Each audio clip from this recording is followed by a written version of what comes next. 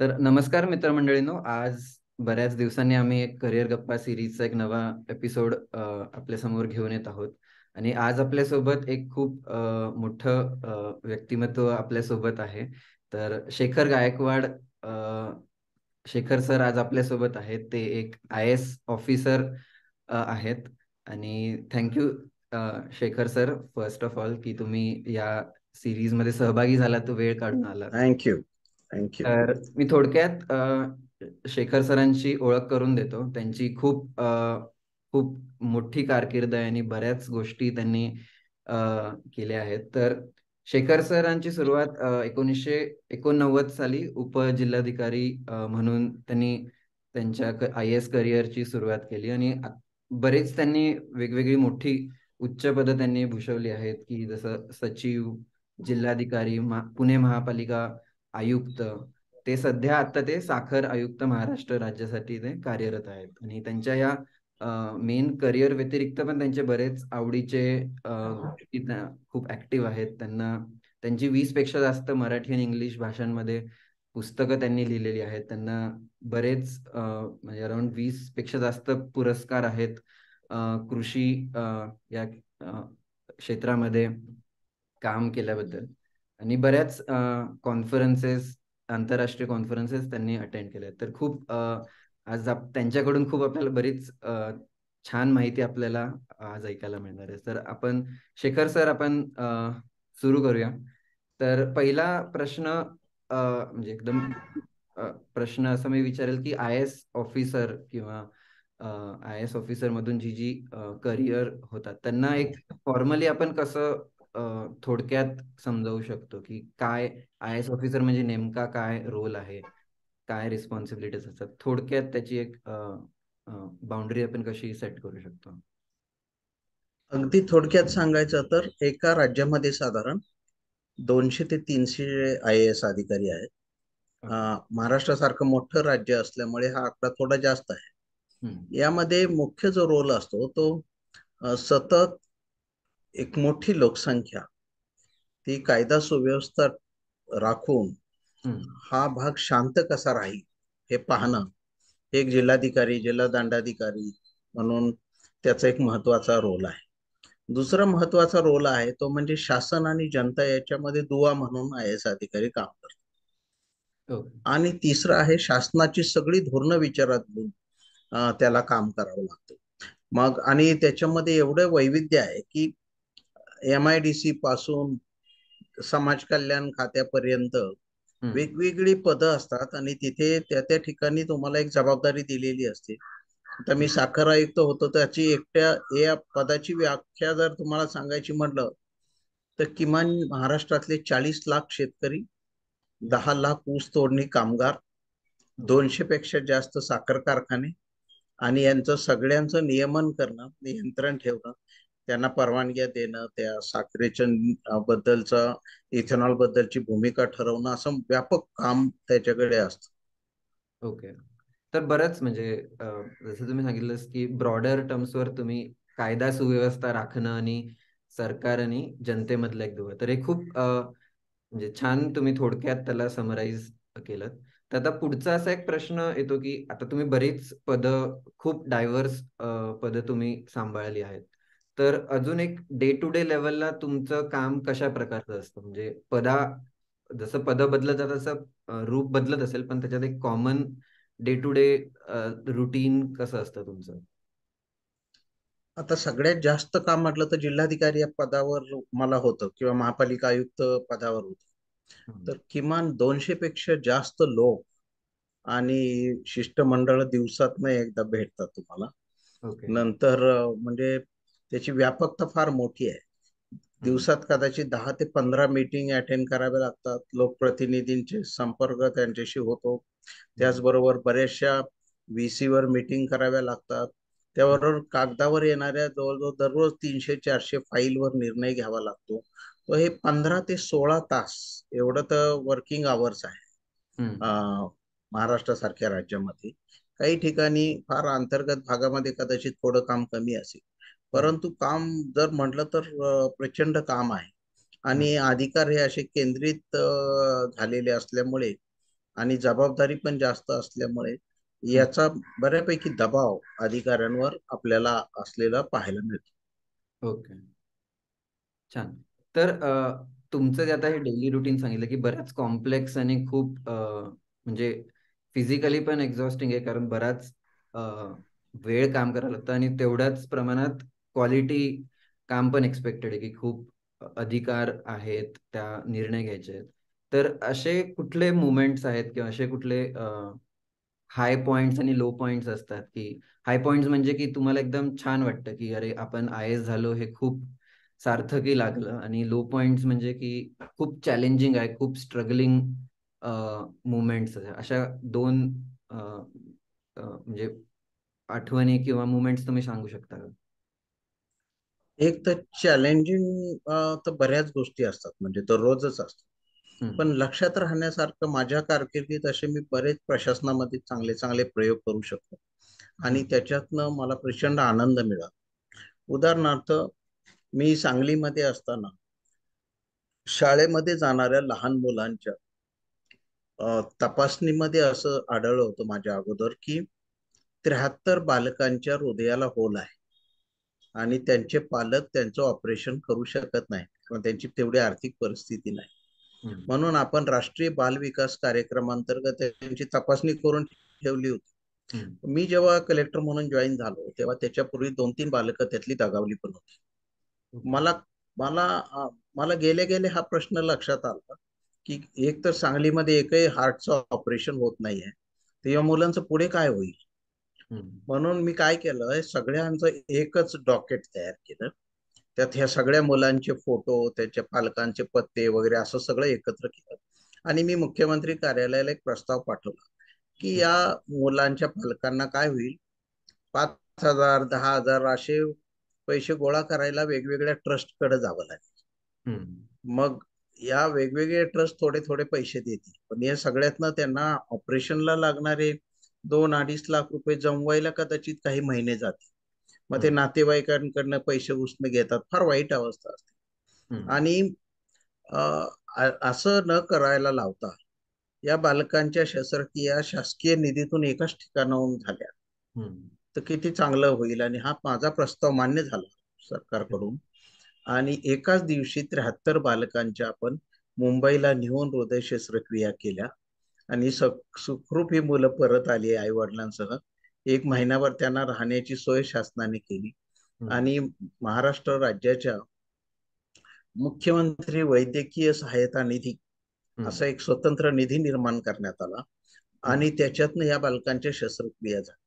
मला सांगायला एवढा आनंद होतो की या लहान मुलांच्या आई वडिलांना आम्ही जेव्हा पाठवलं सांगलीतून, हम्म. तेव्हा अक्षरशः त्यांच्या डोळ्यात पाणी होतं आणि परत आल्यानंतर हम्म. अं, एक एक छोटी मुलगी होती जी आणि तिची आई हम्म. मला ते एक फूल घेऊन माझ्या ऑफिसमध्ये आली आणि अं, तिचं जवळजवळ एक 8 इंचाची छाती अशी अं, फाडून तिचं हृदयाचं ऑपरेशन करण्यात आलं होतं.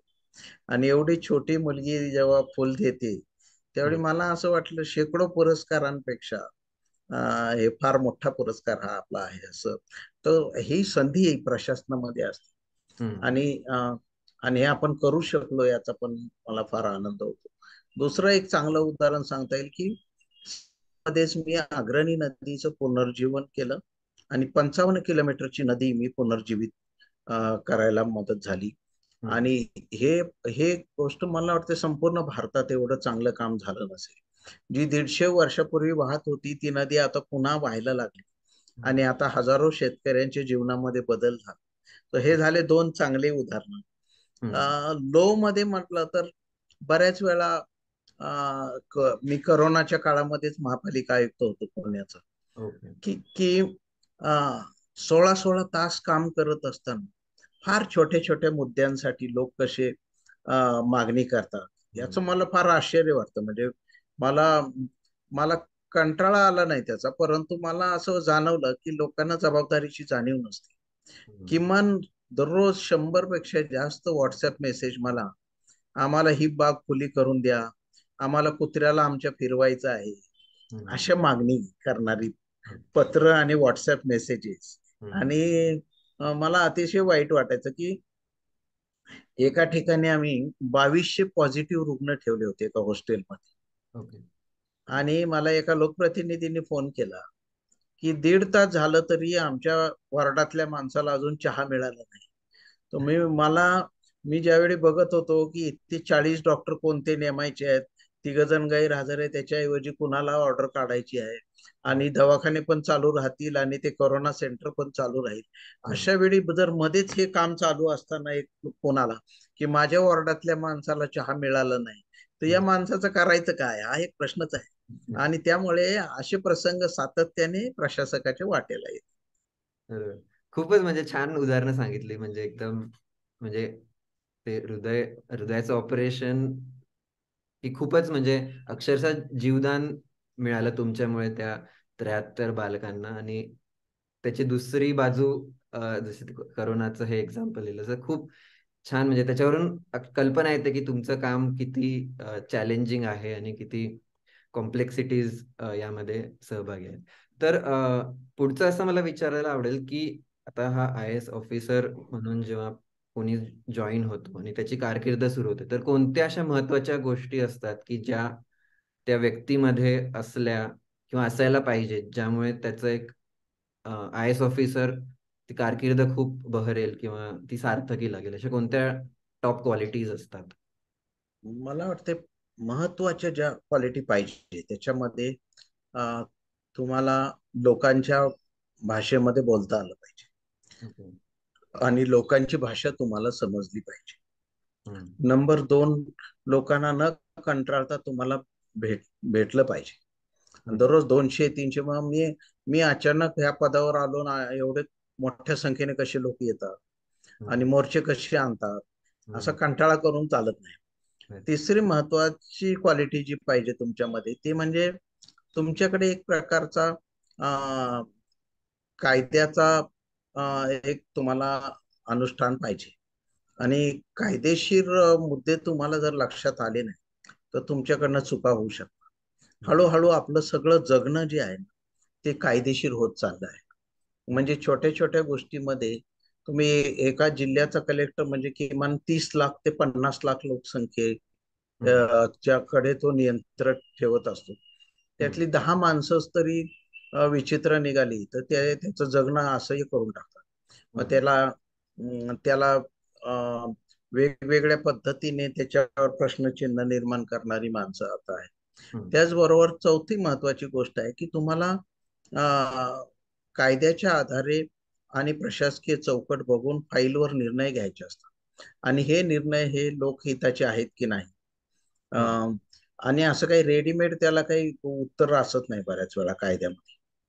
बरोबर आहे. त्यामुळे आज घेतलेला निर्णय कदाचित 2 वर्षांनी चुकीचा ठरू शकतो तुमचा. तर हम्म. याच्याबद्दल एक जबाबदारीचं भान तुमच्याकडे असायला पाहिजे. हम्म. महत्वाची आणखी एक क्वालिटी पाहिजे, तुम्हाला वित्तीय भान पाहिजे. म्हणजे अर्थशास्त्राचा अभ्यास पाहिजे, हम्म. नियमांचा अभ्यास पाहिजे तुमचा, हम्म. आणि आपण करतो ती गोष्ट जनतेच्या हिताची आहे की नाही, हम्म. त्याच्यावर एवढे पैसे खर्च करायला पाहिजे का. हम्म. भारतात आपले किती उदाहरण आहे की लोकांचं लक्ष आहे. आणि या हे सार्वजनिक पैशाचा आपण जेव्हा खर्च करतो त्यावेळी त्याचं भान, जसं आपण घर चालवतो तशा पद्धतीने प्रशासनामध्ये या प्रश्नांकडे बघायला पाहिजे, त्याची एक दृष्टी असावी लागते. हम्म. आणि मला असं वाटतं हे सगळे महत्वाचे गुण आहेत. त्याचबरोबर माध्यमांचं लक्ष तुमच्याकडे असतं, हम्म. वरिष्ठांचं लक्ष असतं, लोकप्रतिनिधींच्या अपेक्षा असतात. अच्छा. प्रत्येकाचं एक प्रचंड दबाव तुमच्यावर असतो. हम्म. बऱ्याच वेळा आपण कायद्याने काम करणं अभिप्रेत असलं हम्म. तरी तुम्हाला प्रत्येक वेळी जनतेकडनं जी अपेक्षा आहे ती 2 प्रकारची असते. ते कायदा जरा वेळ बाजूला सारा, व्यवहाराचं बघा, आणि माझं काम जरी चुकीचं असलं तरी काहीतरी करायचा प्रयत्न करा, असे करणाऱ्यांची मागणी फार असते. हम्म. म्हणजे फार गमतीशीर पण आहे कसं, कधी कधी मी याच्याकडे फार डोळसपणे बघतो. हम्म. म्हणजे एवढ्या भर गर्दीमध्ये कोरोनामध्ये मला एक माझी नगरसेवक एका माणसाला घेऊन आला, आणि तो हम्म. तोंडाने बोलला नाही. त्याने मला सांगितलं हे काय म्हणतात बघा. आणि म्हणजे मी एवढ्या घाईमध्ये त्या महत्वाच्या मीटिंगला चाललो होतो, हम्म. आणि त्याला म्हणलं ठीक आहे, मी जाता जाता बोलतो. तो काय बोलला असेल, मी मी माझ्या ज्योतिषाच्या आधारे हम्म. असं एक हे घेऊन आलो आहे की ही चिठ्ठी जर पेशंटच्या बेड खाली ठेवली तर पेशंट कोरोनातून बरा होतो. मी म्हणलं, मी मग तेवढ्यातनं मला असं सुचलं की ती चिठ्ठी ठेवण्यापेक्षा तुलाच मी बेडच्या खाली ठेवतो त्या पेशंटच्या, असं मी त्या माणसाला म्हटलं. आणि तो म्हणला, नाही नाही, माझी काही गरज नाही, माझी चिठ्ठी फार पॉवरफुल आहे. असं म्हणजे या अशा प्रश्नांना कसं भिडायचं हम्म. याची एक तुम्हाला अनुभवातून एक तुम्हाला एक शक्ती मिळत जाते की बरोबर. असे प्रश्न सोडवायचे कसे. तशी. कारण बहुसंख्य जनता म्हणजे तुमच्याकडे येताना ती त्यांच्या स्वार्थापुरतं बोलत असते आणि हम्म. बऱ्याच वेळा 60 ते 70% माहिती ते चुकीची देत असतात. तर हम्म. हे चुकीचं काय आहे आणि बरोबर काय हे देखील प्रशासकाला ओळखता आलं पाहिजे. हम्म. नाहीतर मग तुम्हाला हे कळणारच नाही जग काय आहे. हो, तर हो. हा पण एक मला असं वाटतंय, असा पण एक दृष्टिकोन प्रशासकामध्ये असायला पाहिजे. बरेच बरेच मुद्दे सांगितले आणि खूप म्हणजे प्रत्येक मुद्दा हा एक एक खूप म्हणजे एक मोठा एक क्वालिटी आहे की वित्तीय ज्ञान, कायद्याचं ज्ञान, लोकांबरोबर संवाद साधण्याचं, त्यांचं दुःख समजून घेणं, हे बरेच मुद्दे आहेत. तर तुम्ही याच्यातून कसा मार्ग काढलास? म्हणजे ऐकायलाच इतकं हे अवघड वाटतं, तर तुम्ही ऍक्च्युली ते इतकं सक्सेसफुली केलंय, तर ते कसं तुम्ही करू शकलात?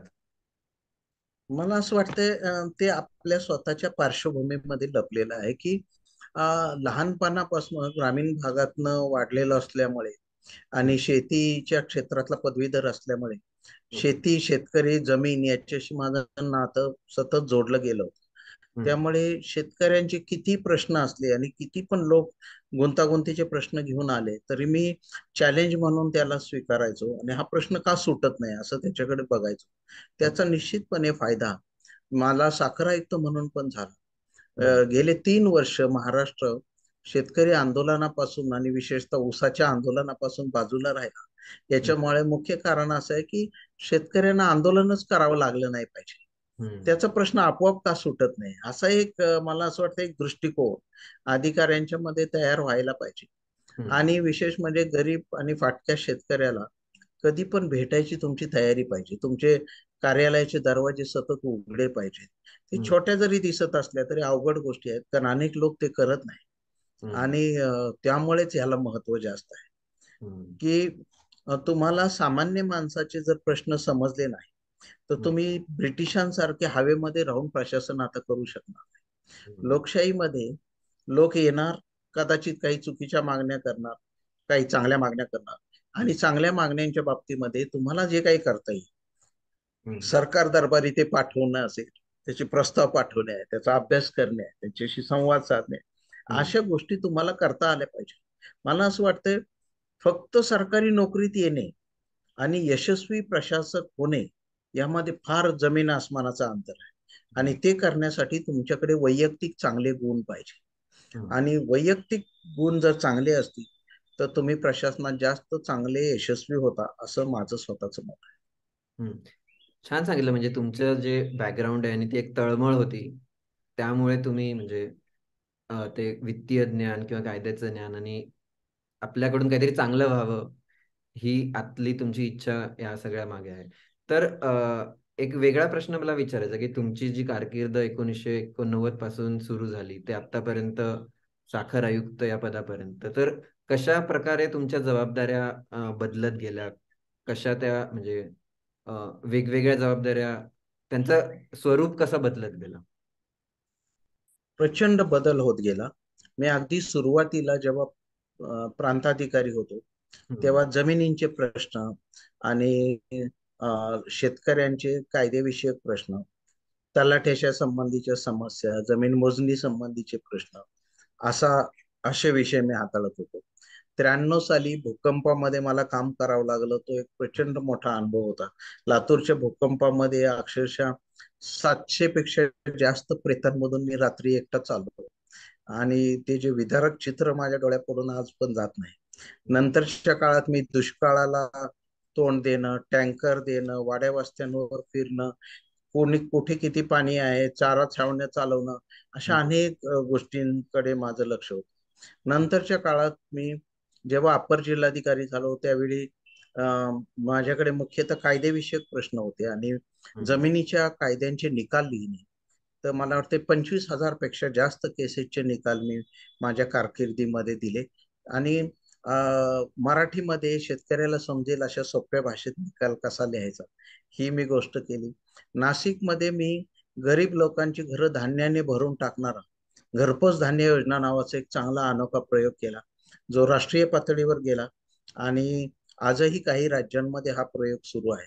तर हा एक अद्भुत प्रयोग होता की कदाचित भारताच्या इतिहासामध्ये सर्व गरिबांसह श्रीमंताची एका गावातल्या सगळी घरं मात्र 10-10 पोती 8 पोती धान्याने भरलेली आहे. हम्म. अशी घटना कधी झालेलीच नसेल इतिहासामध्ये. ती गोष्ट मी जवळजवळ 10,000 पेक्षा जास्त गावांमध्ये करू शकतो. नंतरच्या काळात मी यशदाला आलो आणि यशदामध्ये ह्या सगळ्या विद्यार्थ्यांना, नवीन येणाऱ्या अधिकाऱ्यांना प्रशिक्षण देण्यामध्ये माझा मोठा वाटा होता. आणि मी तेव्हापासून मला असं वाटते गेली 25 वर्ष सर्व IAS अधिकारी, नायब तहसीलदार, तहसीलदार, उपजिल्हाधिकारी, अप्पर जिल्हाधिकारी यांना नोकरीत आल्यानंतर लागणारं ट्रेनिंग आणि रिफ्रेशर ट्रेनिंग देण्यामध्ये माझा सहभाग होता. मी 2दा मुख्यमंत्र्यांकडे काम केलं. त्यावेळी मी त्यांना लागणारी जी मदत आहे, विशेषतः राजकीय प्रश्नांच्या बद्दलचं अनालिसिस करणे, जिल्ह्यांची माहिती ठेवणे, त्यांना दौऱ्यावर जाताना तिथले प्रश्न समजण्यासाठी थोडी मदत करणे, अशा प्रकारचं एक गुंतागुंतीचं काम माझ्याकडे होतं. त्याचबरोबर पहिल्या 99 साली मुख्यमंत्र्यांबरोबर काम करताना त्यांच्या सर्व दौऱ्यामध्ये पश्चिम महाराष्ट्रात आणि नागपूर भागामध्ये फिरणं आणि त्यांना पाहिजे ती माहिती देणं, आणि त्यांचे इन्स्ट्रक्शन घेणं आणि त्या पुन्हा मंत्रालयापर्यंत पोहोचवणं, असं माझ्याकडे काम होतं. नंतरच्या काळात मी जेव्हा CEO झालो ठाणे जिल्ह्यामध्ये, तेव्हा आदिवासींमधलं माल न्यूट्रिशन च प्रमाण आणि अंगणवाडी मधल्या समस्या आणि लहान बालकांचं वजन का वाढत नाही आदिवासी एरियामध्ये, तिथे काय करायला पाहिजे, असं त्याचं स्वरूप होतं. कलेक्टर मी जेव्हा झालो त्यावेळी जलयुक्त शिवारची कामं करणं आणि नदीचं पुनर्जीवन करणं, आणि लातूरला मी रेल्वेने पाणी पुरवठा केला कलेक्टर म्हणून. त्यामुळे जवळजवळ 110 दिवस ही ट्रेन दररोज पाण्याने भरून जाईल आणि 25 लाख लिटर पाणी दररोज लातूरकरांना मिळेल असं बघणं, हे सुद्धा एक मोठं काम माझ्यासाठी होतं. नंतरच्या काळात मी जेव्हा भूजलचा संचालक झालो त्यावेळी जमिनी खालचं पाणी हे जास्त मुरवण्यासाठी शास्त्रीय माहिती कशी तयार करता येईल हे काम मी करत होतो. महापालिका आयुक्त झाल्यावर पहिल्या टप्प्यामध्ये, करोनाच्या पहिल्या टप्प्यात सर्वांना शिस्तबद्ध पद्धतीने शहर पण सुरू राहील आणि जीवनावश्यक वस्तू पण लोकांना मिळत राहील आणि तरी सुद्धा करोना जास्त पसरणार नाही, त्यांची आरोग्य तपासणी वेळेवर होईल, अशा प्रकारचं काम होतं. साखर आयुक्त म्हणून मी काम करताना संपूर्ण राज्यातल्या शेतकऱ्यांना वेळेवर त्याच्या ऊसाचे पैसे कसे मिळतील, या FRP त्याला म्हणतात, हे FRP देण्यामध्ये मला मोठं योगदान द्यावं लागलं. आणि त्याचबरोबर साखर व्यवसाय कसा पुनर्जीवित होईल. आणि आंतरराष्ट्रीय पातळीवर मला सांगायला आनंद होतो की माझ्याच काळामध्ये जागतिक पातळीवर आपण 3ऱ्या क्रमांकावर आलो आणि भारत 2 नंबरला ब्राझील आणि 3 नंबरला थेट महाराष्ट्र हे राज्य साखर उत्पादनामध्ये आलं. आणि महाराष्ट्राच्या खाली न्यूझीलंड आणि थायलंड आणि ऑस्ट्रेलिया आणि रशिया सारखे देश आले. तर एवढा मोठा ठिकाणी राज्य नेऊन मला असं वाटतं की आपण एक प्रकारची एक जागतिक उंची गाठण्यामध्ये साखर धंद्यामध्ये मला यश आलं. बरोबर. असं वेगवेगळं स्वरूप या पदांनुसार बदलत. बरोबर. म्हणजे बरेच, म्हणजे आरोग्य असू दे, कायदे असू दे, तर खूप वेगवेगळ्या विषयांचं, म्हणजे एक विषयाचं ज्ञान दुसरीकडे लागेलच असं नाही, तर तुम्हाला सतत त्या विषयाचा अभ्यास करत राहावं लागलं असेल, आणि म्हणजे काम पण बरोबर बरोबर. करणं, अभ्यास पण करत राहणं. छान. तर आता तुमच्या म्हणजे IAS होण्याच्या सुरुवात, म्हणजे आधीच्या कालखंडाकडे येऊया, की कधी ठरलं म्हणजे आपण IAS व्हायचं किंवा IAS ची परीक्षा द्यायची, याची सुरुवात कुठून झाली? याची सुरुवात अगदी लहानपणापासून झाली असं म्हणता येईल. कारण माझे वडील जे होते ते शिकलेले होते आणि समाजवादी विचारसरणीचे होते. हम्म, अ, ते मला अगदी लहानपणी सांगायचे की एक तर चांगला माणूस म्हणून तो जगलं पाहिजे. हम्म, आणि अ, कदाचित बाकी कुठल्याही क्षेत्रात जाण्यापेक्षा जर प्रशासनामध्ये जाता तर हम्म, अनेक लोकांना मदत करता येईल. आणि हा विचार मला असं वाटते फार लवकर अतिशय लहानपणी आमच्या मनावर बिंबवला होता. म्हणजे मी माझ्या स्पर्धेच्या पलीकडे ह्यामध्ये माझा हा सगळा प्रवासच मी नोंदवला आहे, की हम्म, ज्याच्यामुळे विद्यार्थ्यांना त्याच्यापासून स्फूर्ती मिळेल की स्पर्धेच्या पलीकडे कसं बघायचं. बरोबर. कारण सगळं जग स्पर्धेचं आहे. हम्म, अशा वेळी आपण सगळे युनिक आहोत. जर हम्म, 750-800 कोटी जगाची लोकसंख्या असेल आणि तरी सुद्धा तुमच्यासारख्या चेहऱ्याचा माणूस दुसऱ्या जगात सापडत नसेल, तर देवाने नक्की तुम्हाला साठी स्वतंत्र काहीतरी काम नेमून दिलेलं आहे. असा आपण एक व्यापक दृष्टिकोन का स्वीकारत नाही. हम्म, आणि त्यासाठी करायची लागणारी जी मेहनत आहे ती लवकर त्याची सुरुवात करायला पाहिजे. मला हम्म, वाटते मी 6वी पर्यंत 100 पेक्षा जास्त पुस्तकं वाचली होती. म्हणजे आता मुलं वाचनच करत नाही हे बघितल्यावर मला फार वाईट वाटतं. म्हणजे हम्म, इव्हन लोकसेवा आयोगाच्या मुलाखतीमध्ये मी जेव्हा विचारतो, हम्म, मागच्या महिन्यात एका मुलाला मी विचारलं की तू वाचलेल्या चांगल्या पुस्तकाचं नाव आणि प्रकाशकाचं नाव सांग. हम्म, तो विद्यार्थी एकही पुस्तकाचं नाव सांगू शकला नाही. तेव्हा मला फार वाईट वाटलं की एवढ्या वाईट अवस्थेमध्ये जो मुलगा स्पर्धा परीक्षेला मोठ्या अधिकारी पदावर जायचं म्हणतो, तो हम्म, जर तो जर तो माणसं कमी वाचतोय आणि पुस्तकं तर अजिबातच वाचत नाही. हे हम्म, चित्र फार विदारक आहे. कारण प्रत्येक पुस्तक म्हणजे एक शेकडो कादंबऱ्या किंवा याच्यातनं काय होतं तर माणसं समजतात, मग समाज समजतो, समाजाचे प्रश्न समजायला मदत होते. आणि यामध्ये मला असं वाटतंय तरुणांना अजून लक्ष द्यायला पाहिजे.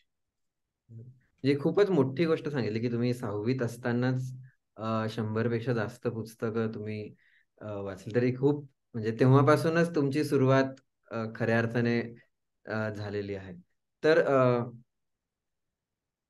आत्ता जे 10वी-12वीतले किंवा ज्यांना या करिअरकडे येऊ इच्छित आहेत, तर त्यांनी काय-काय गोष्टी लक्षात घेतल्या पाहिजे किंवा कसं त्यांनी ठरवायचं की या आय-एस या क्षेत्राकडे आपण प्रवेश घ्यायचा किंवा आपलं एफर्ट्स घ्यायचे की नाही, हे कसं ठरवायचं? म्हणजे काय असे इंडिकेटर्स असतात किंवा कसं हे ठरवलं गेलं पाहिजे? अगदी सोपी गोष्ट अशी आहे की ज्या मुलांच्या मनामध्ये चांगला आत्मविश्वास आहे आणि मोठं स्वप्न बघायची ज्यांची तयारी आहे, हं, वेगवेगळ्या पदांवर काम करताना त्याचा आनंद घेण्याची तयारी आहे, हं. अशा मुलांनी, कारण हे चॅलेंजिंग आहे क्षेत्र. बरोबर. म्हणजे तुम्हाला नोकरीत येणार असाल तुम्ही आणि मला आयुष्यभर पुण्यातच नोकरी करायची असेल असं होणार नाही. मग त्याला गडचिरोलीत पण काम करावं लागेल, त्याला आदिवासी भागात काम करावं लागेल, त्याला दुष्काळी भागात काम करावं. असं हे जीवनाचा एक रसस्वाद घेण्याची बुद्धी त्याच्याकडे असेल तर हं, अशा मुलांनी या करिअरकडे यायला पाहिजे. हं, नंबर 2, प्रचंड मेहनत करायला पाहिजे आणि लहानपणापासून वाचन करायला पाहिजे. हं, वाचन केल्यानंतर त्याच्या नोट्स काढायची सवय पाहिजे. चांगली सुभाषितं, चांगले कोटेशन्स लिहून काढणं, चांगल्या बातम्या कापून ठेवणं, त्याचा पुन्हा पुन्हा आनंद घेणं, चांगलं वाचन करणं. असं ज्याला व्हर्सेटाईल आयुष्य म्हणतात, ज्याला जगायचं आहे हं, आणि हं, ज्याला काही आयुष्यामध्ये चॅलेंजिंग करायचं आहे, इथला समाज समजून घ्यायचा आहे, यांनी प्रशासनामध्ये आलं पाहिजे. यांना असं वाटतं की मला काही करायचं नाही, मला 10 ते 5 फक्त इथे नोकरी करायची, मला फार त्रास नको आहे, त्यांनी हं, प्रशासनात येता कामा नये. हं, त्यानंतर लोकांच्या बद्दल तुमच्या मनामध्ये सहानुभूती असली पाहिजे. आता हं, हे शासनाचं धोरण तुम्हाला समजलं असलं पाहिजे. हं, आणि असं असलं तरी अ, सगळं काही सोपं जाणार नाही. तुमच्यावर आरोप होणार, तुम्हाला कदाचित तुमच्यावर मोर्चे निघणार, तर तो सरकारचा राग ते माझ्या ऑफिसवर का काढतायत असं म्हणून तुम्हाला चालणार नाही. मग तुम्हाला लोकशाही समजावी लागते. पण लोकशाही म्हणजे हेच आहे की ते तुमच्याकडे बघतानाच तुम्ही शासनाचं एक छोटं रूप आहात असं बघतात आणि मग तुमच्याकडे मोर्चा आणतात. तर हं, त्यामुळे त्याच्याकडे त्याच मर्यादित अर्थाने बघायला पाहिजे. तर ती एक दृष्टी तुम्हाला प्रशासनामध्ये समजते. म्हणून स्पर्धा परीक्षेचं क्षेत्र हे चॅलेंजिंग आहे. पण त्याचबरोबर आणखी एक गंमत याच्यामध्ये आहे. तुम्ही एखाद्या कंपनीमध्ये नोकरीला लागला हं, किंवा तुम्ही बँकेत नोकरीला लागला, तर 35 वर्ष बँकिंग सोडून तुम्हाला दुसरं काहीच माहिती. पण बरोबर. इथे मी सांगितलं तसं प्रशासनात तुम्ही आला की MIDCचे कारखाने कसे उभे करायचे, हम्म. आणि तुम्ही पाणी पुरवठ्याची पाईपलाईन कशी करायची, आणि माल न्यूट्रिशनला कसं डील करायचं, आणि दुष्काळामध्ये टँकर कसे द्यायचे, आणि कोरोना सारखी ट्रॅजेडी आली तर काय करायचं, आणि भूकंप आल्यावर काय करायचं, आणि जमिनीचं रेकॉर्ड कसं ठेवायचं, आणि ऑनलाईन सातबारा कसे करायचे, अशा अनेक वैविध्यपूर्ण कामांकडे तुम्हाला काम, त्या संबंधातलं काम करता येतं. आणि हम्म. म्हणून मला असं वाटतं सगळ्यात चॅलेंजिंग क्षेत्र जे आहे ते आजही प्रशासकीय क्षेत्रच आहे. हम्म. आणि आपण जर ब्रिटिशांच्या काळामध्ये सनदी अधिकाऱ्यांनी लिहिलेली आत्मचरित्र वाचली हम्म. तर बरंच वर्णन भारतीय समाजाचं जे ब्रिटिशांनी लिहून ठेवलं आहे ते मुख्यतः सनदी नोकरांनी लिहिलं आहे. प्रशासनातल्या लोकांनाच हे माहिती आहे की हम्म. हे लोक कसे आहेत, त्यांचं वर्तन कसं आहे, त्यांचं जमिनीचं नातं कसं आहे, त्यांच्या जाती कोणत्या आहेत, त्यांच्या लोककथा कोणत्या आहेत, हे सगळं कोणी केलं आहे. बेसिकली मागच्या शतकामध्ये त्याचा अभ्यास हा सनदी नोकरांनी केला. अच्छा. बऱ्याच ब्रिटिश अधिकाऱ्यांनी इंडॉलॉजीचा अभ्यास केला, हम्म. भारतीय तत्वज्ञान काय आहे, हम्म. मग त्याच्यावर प्रभाव काय आहे तुमच्या जगण्यावर. हम्म. बरोबर आहे. बरोबर. रेल्वेचं एवढं मोठं जाळं काढणारा माणूस असो किंवा इथपासून एव्हरेस्ट मोजणारा माणूस, एव्हरेस्ट सारखा जमीन मोजणारा ब्रिटिश अधिकारी असो, हे सगळे लोक ब्रिटिश अधिकारी होते हे लक्षात ठेवायला पाहिजे. बरं. ही खूपच म्हणजे इंटरेस्टिंग गोष्ट सांगितली तुम्ही, की भारतीय समाजाचा अभ्यास ब्रिटिश ऑफिसर्सने केलाय. तर हे मला पण माहिती नव्हतं आणि खूप छान गोष्ट आहे. तर पुढचा असा प्रश्न म्हणजे यालाच लागून असा विचारायचा आहे, की कोणत्या अशा चुकीच्या कल्पना आहेत या IAS कारकिर्दीबद्दल किंवा करिअरबद्दल, ज्या ज्या समजून लोक येतात आणि त्या अपेक्षा भंग होतो. तर आधीच अशा कुठल्या क्लिअर करू इच्छिता, की अशा चुकीच्या कल्पना आहेत तर या पकडून येऊ नये या फील्डमध्ये असं? पहिली चुकीची कल्पना ही आहे की लोक ते सोयीस्करित्या तसा अर्थ करतात हम्म. की तहसीलदार किंवा कलेक्टर किंवा ह्या पदांच्याकडे गेलं की लोक असं म्हणतात की सगळे अधिकार तुम्हाला आहे. हम्म. असं काही नसतं. हे त्यालाही माहिती असतं की कायद्याच्या चौकटीमध्ये नोकरशाही काम करत असते. त्याला जे अधिकार दिलेले आहेत तेवढंच तो करू शकतो. हम्म. पण ह्याच्याबद्दल पर्पजफुली जाणीवपूर्वक लोक ते दबाव आणण्यासाठी असा शब्दप्रयोग वापरतात. हम्म. त्यांना हे माहिती असतं बऱ्याच वेळा की धोरणात्मक निर्णय शासन घेणार आहे, हम्म. अधिकाऱ्यांच्या हातात आहे त्या धोरणाप्रमाणे काम करणं. बरोबर आहे. आता उदाहरणार्थ, उद्या अगदी सोपं उदाहरण मुलांना कळण्यासाठी आपण देऊ की समजा अं, एखाद्या शेतकऱ्याने आत्महत्या केली तर त्याला सरकारने ठरवलं की 1 लाख रुपये त्याच्या वारसांना द्यावे. हम्म. आता एखादा माणूस किंवा त्याचे नातेवाईक असे झुंडीच्या झुंडीने गेले कलेक्टरकडे, आणि तुमचा पगार त्याच्या डबल आहे, 1 लाख देताना तुम्हाला काही वाईट वाटत नाही का, 1 लाख कशी देता तुम्ही, असं जर तो म्हणायला लागला तर हे हम्म. धोरण सरकारने ठरवलेलं आहे. हम्म. त्यांना जर 1 लाख न काय 5 लाख पाहिजे तर त्याची मागणी त्यांनी सरकारकडे करायला पाहिजे. पण हम्म. जसं काय कलेक्टर खिशातनं काहीतरी देतोय आणि तो आपल्याला कमी देतोय, ही हम्म. जी ही जी पद्धत आहे ही मला असं वाटते सगळ्यात चुकीची आहे. तर मुळात कायद्याची चौकट काय आहे आणि आपली मागणी त्यात बसते का हे बघणारा समाज पाहिजे.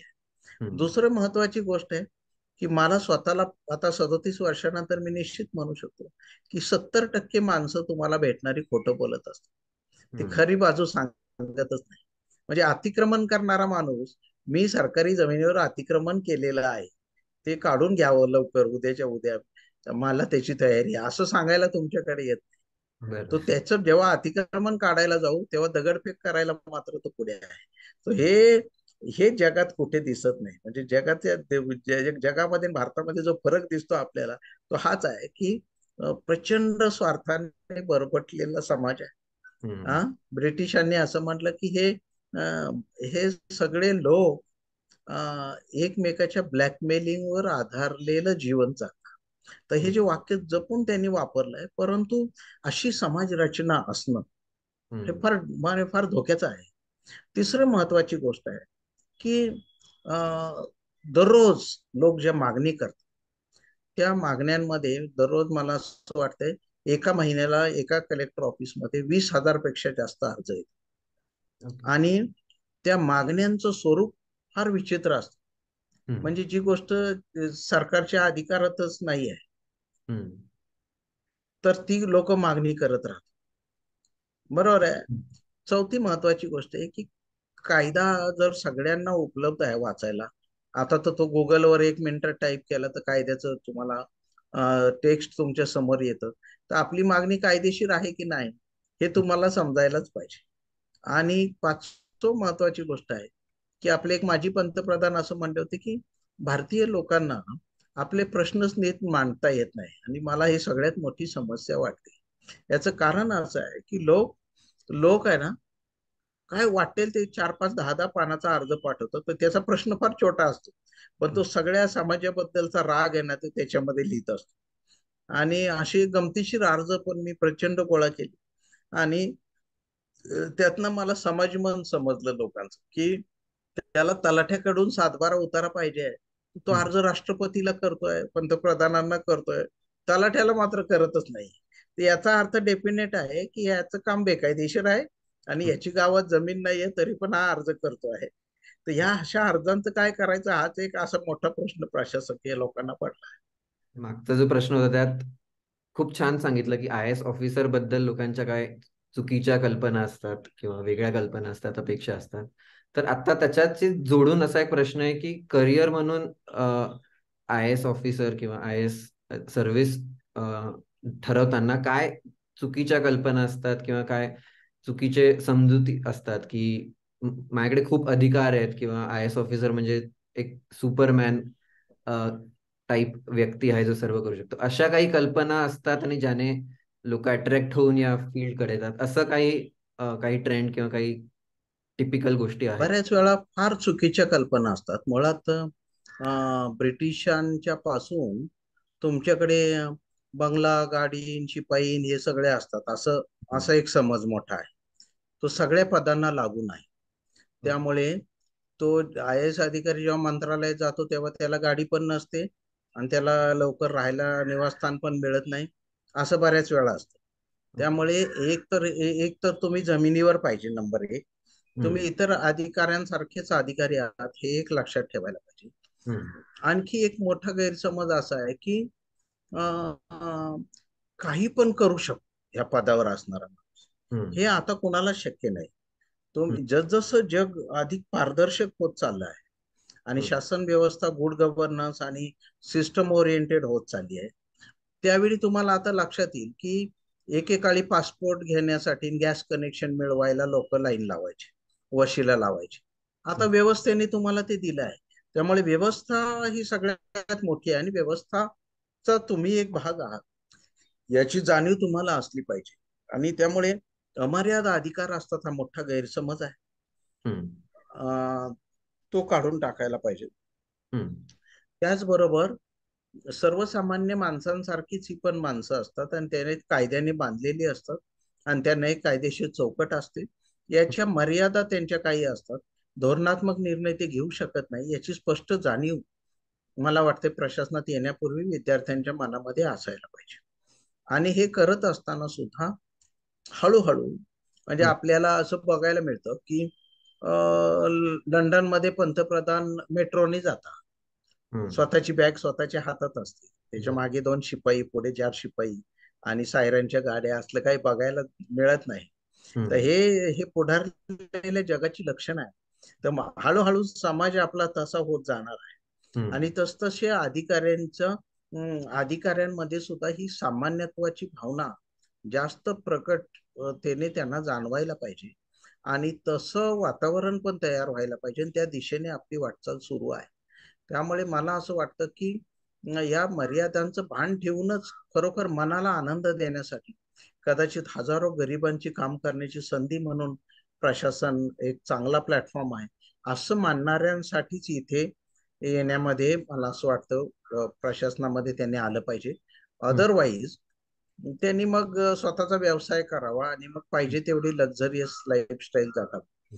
पण प्रशासनामध्ये आल्यानंतर सुद्धा एखाद्या उद्योगपतीच्या थाटात राहण्याची कोणाची जर मानसिकता असेल तर त्याने प्रशासनात येऊ नये, असं माझ्यासारखा माणूस स्पष्टपणे म्हणतो. हम्म.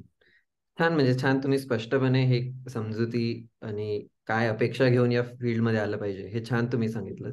तर माझा शेवटचा प्रश्न असा आहे की तुम्ही थोडक्यात उल्लेख मगाशी केला की तुमच्या आई वडिलांचा या तुमच्या कारकिर्दीमध्ये किंवा ती घडवण्यामध्ये काय भूमिका होती. तर त्याबद्दल अजून तुम्ही सांगू शकता का की तुमच्या आई वडिलांचा रोल कसा होता, आणि आत्ता जे नवीन विद्यार्थी या फील्डमध्ये येत आहेत किंवा त्यांना यायचंय, तर त्यांच्या आई वडिलांची भूमिका कशी असली पाहिजे? मला असं वाटतंय म्हणजे आई आणि वडील दोघांचाही माझ्यावर सगळ्यात जास्त प्रभाव आहे. आई अतिशय कडक आणि शिस्तबद्ध होती. फार हम्म. सुंदर हस्ताक्षर तिचं आहे, आणि आजही 1946 साली 10वी मध्ये असलेली माझ्या आईला आजही लहानपणच्या पहिली, दुसरीच्या, तिसरीच्या अनेक कविता आता आठवतात. आणि अं, आणि मेमरी फार त्याची शार्प आहे. आता 80व्या वर्षी तिला हजारो नावं आठवतात.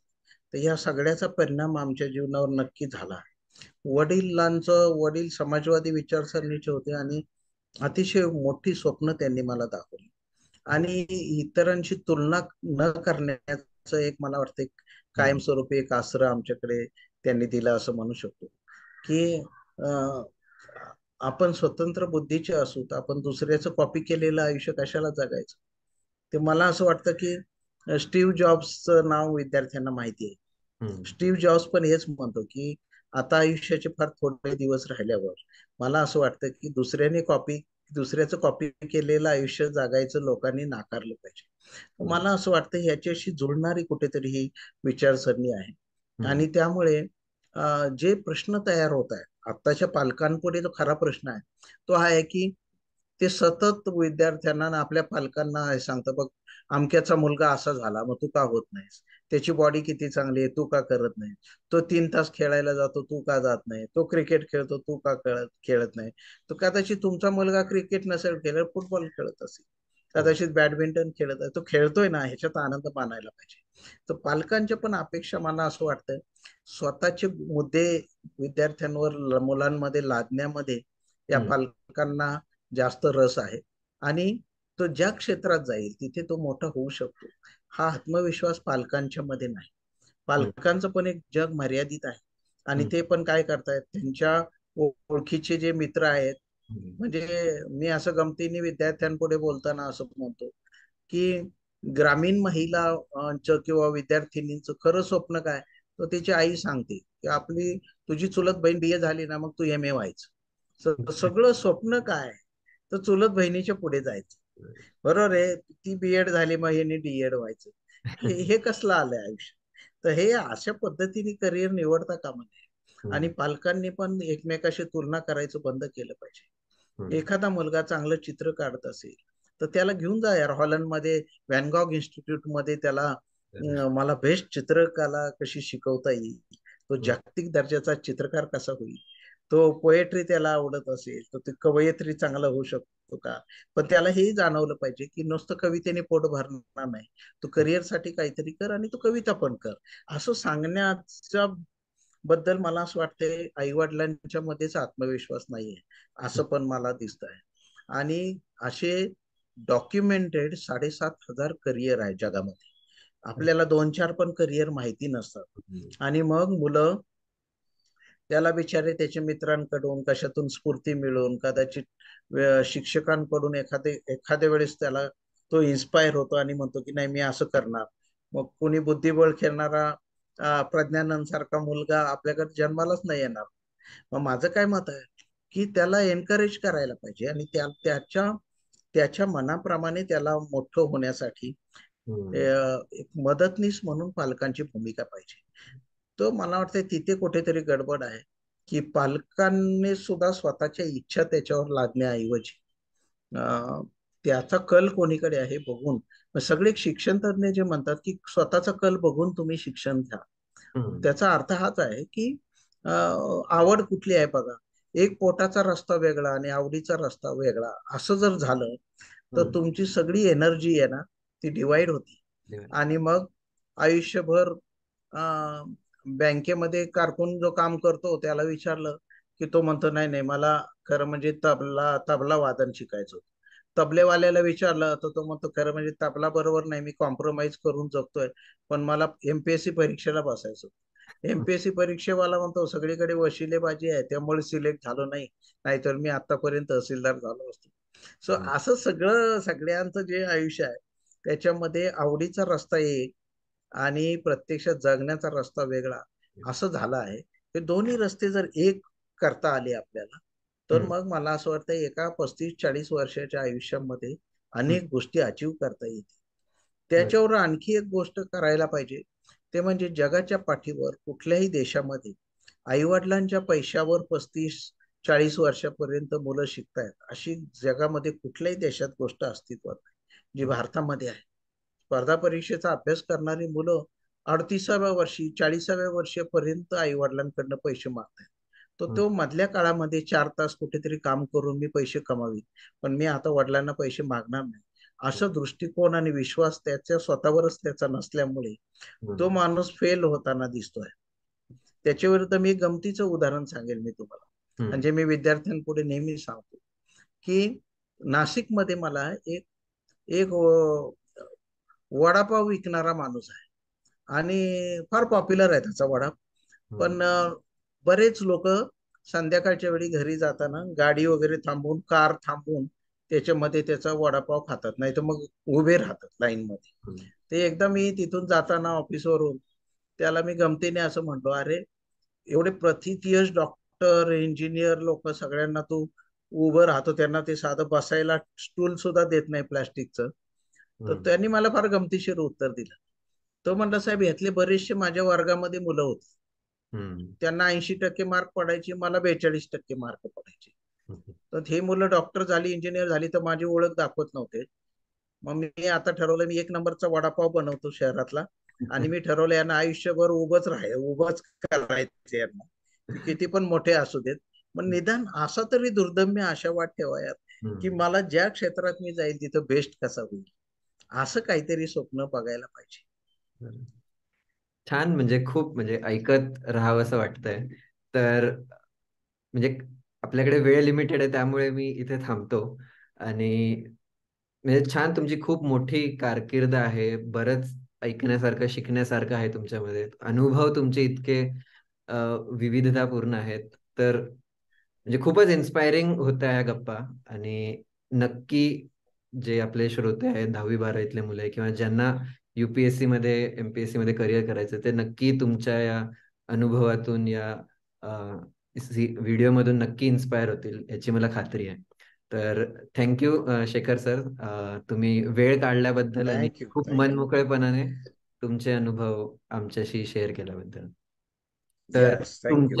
तुमचा ब्लॉग आणि तुमचे जी विविध पुस्तक आहेत तर त्यांची लिंक्स आम्ही नक्की डिस्क्रिप्शन मध्ये देऊ. आणि सगळ्यांना विनंती आहे की नक्की त्या ब्लॉग आणि पुस्तकं नक्की तुम्ही बघा आणि आवडली तर नक्की विकत घ्या.